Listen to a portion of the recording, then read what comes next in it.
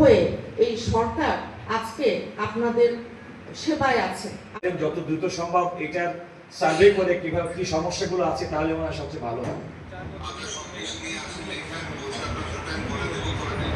G, thank you very much.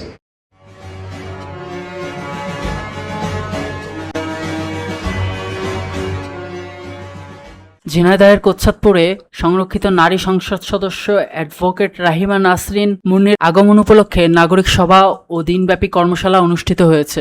শুক্রবার সকাল 10টায় উপজেলা অডিটোরিয়ামে কোচ্ছাদপুর নাগরিক সমাজের আয়োজনে অনুষ্ঠিত সভায় প্রধান অতিথি হিসেবে উপস্থিত ছিলেন সংরক্ষিত নারী সংসদ সদস্য advocate Rahima Nasrin Munni. Desk report, দৈনিক যশোর।